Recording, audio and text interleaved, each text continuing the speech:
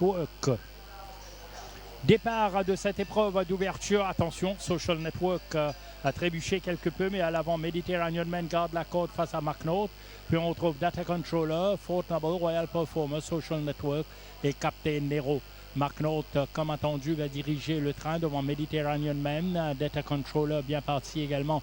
Suit très bien en troisième position Fort Noble, Royal Performer, Social Network et finalement Captain Nero. Pas de problème pour McNaught, fidèle à son habitude, qui creuse l'écart sur Mediterranean Man. Et puis Data Controller est rejoint par Fort Noble derrière, Social Network, Royal Performer et Captain Nero qui va tenter de s'accrocher au peloton avec l'avantage toujours pour McNaught qui entame très bien sa course. Bientôt à 600 mètres de l'arrivée pour McNaught devant Mediterranean Man. Data Controller, Social Network va se rapprocher. Fort Noble également là. Derrière, il y a Captain Nero et Royal Performer en queue de peloton. McNaught va entamer le dernier virage avec une bonne marge de manœuvre. Attention à Mediterranean Man.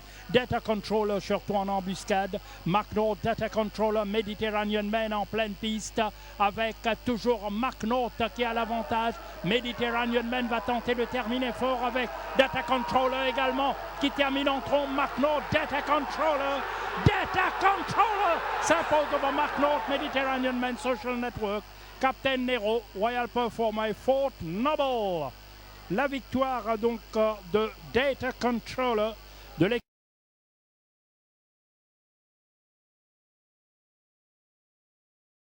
Fortune, bientôt le départ. Départ de cette deuxième course. Alors, il y a Halabaloo qui est sollicité à l'extérieur. Kurundu le favori. Kurundu face à Viento Magico et Halabaloo. Ensuite, Roman Express, Triad of Fortune, Seven Fountains et Don Raven. Viento Magico qui va finalement diriger les opérations bientôt au tournoi l'Arctique.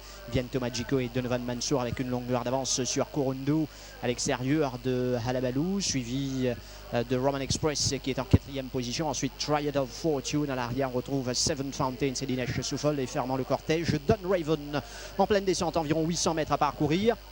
Viento Magico qui joue un peu de la tête, retenu par Donovan Mansour en deuxième position.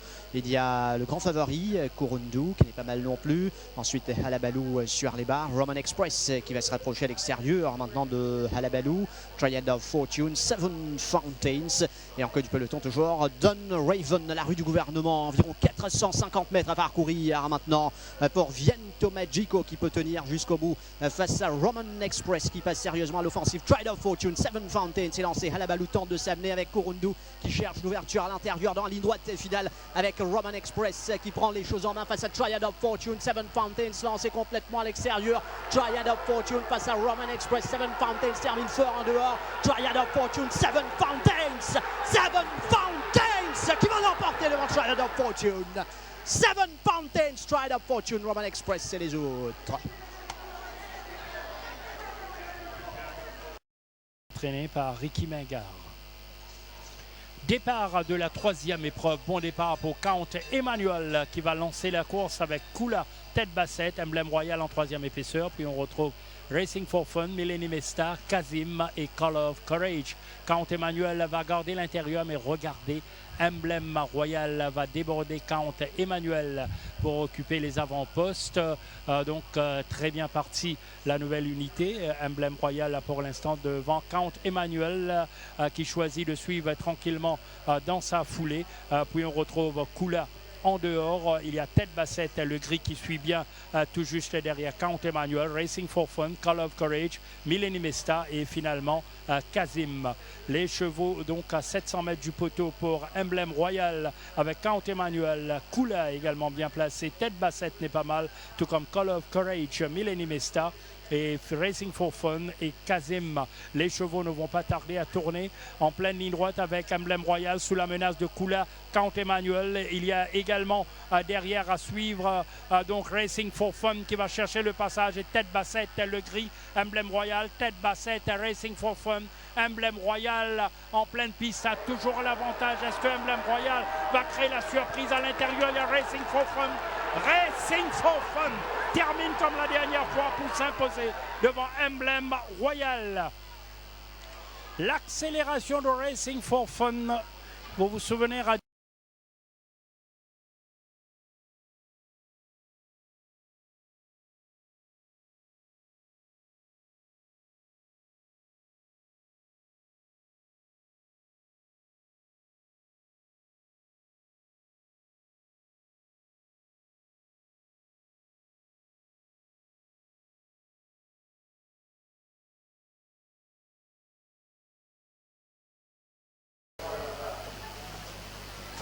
départ de la 4e épreuve, un bon départ pour le gris Always Flirting avec Lucky Valentine qui a l'avantage Always Flirting, Elusive Love, puis on retrouve Bobby Bear, Solemio, tout juste derrière Nothing Compares et Carson City avec toujours l'avantage pour Lucky Valentine avec le gris Always Flirting qui garde Elusive Love à son extérieur. Solemio lui-même à l'extérieur de Bobby Bear, puis il y a Nothing Compares nullement pressé, Derek David et Carson City toujours en queue de peloton avec Lucky Valentine qui contrôle très bien la course avec Elusive Love toujours à l'extérieur donc d'Always Flirting. Puis il y a Solemio, mais regardez Nothing Compares qui a déjà dominé Bobby Bear à l'extérieur et toujours en queue de peloton il y a Carson City. Lucky Valentine toujours avec Elusive Love. Solemio progresse à l'extérieur, Always Flirting. Nothing Compares également en embuscade. Puis il y a Bobby Bear et finalement Carson City.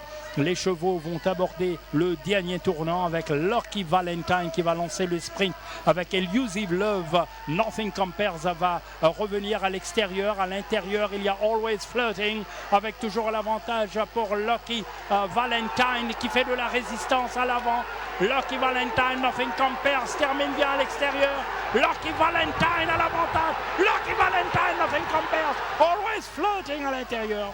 Lucky Valentine, comme à l'accoutumée, fait de la résistance, s'est montré très tenace. Lucky Valentine.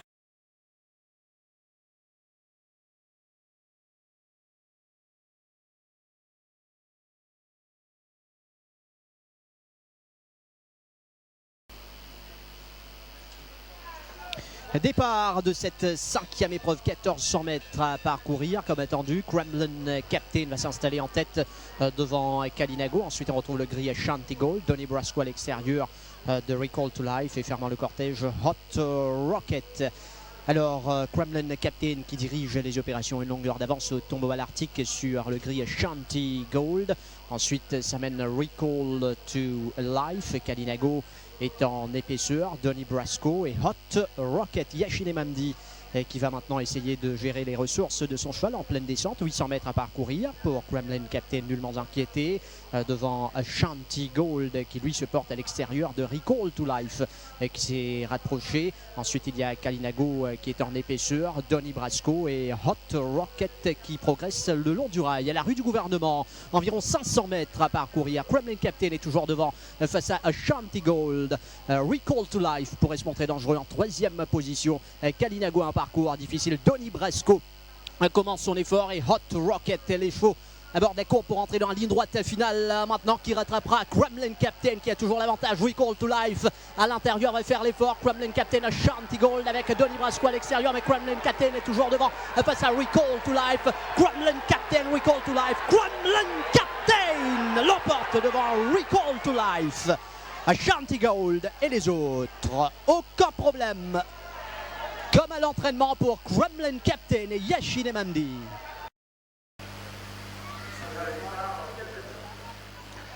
Départ de la 6e épreuve, bon départ pour Obi Orobi et Winglider. Winglider et Tiger Island, les deux chevaux de l'écurie Gajala, donc en première ligne ici. Winglider, Tiger Island, puis on retrouve Obi Orobi, Spinecoin, Parado, Garbi et finalement Monsieur Nando avec Winglider qui garde la corde face à son compagnon d'écurie Tiger Island. Voilà que Obi Orobi progresse tout le long de la corde.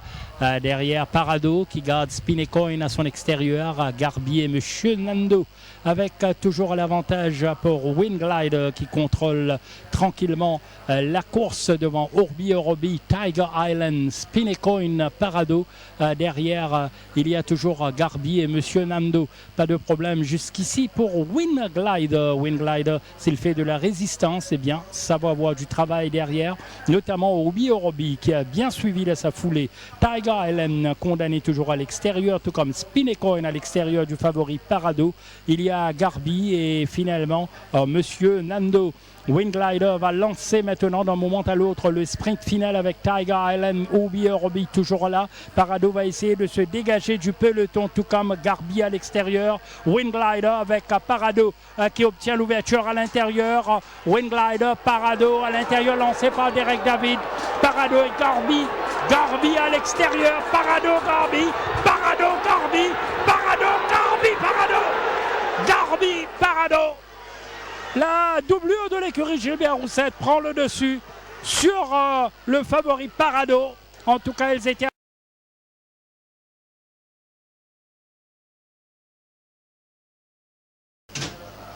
Seven Carat et bientôt le départ. C'est parti pour cette 7e et dernière course. Alors Seven Carat, To Be a Star, Epicenter, Seven Carat qui a l'avantage face à Epicenter qui va se placer dans son siège.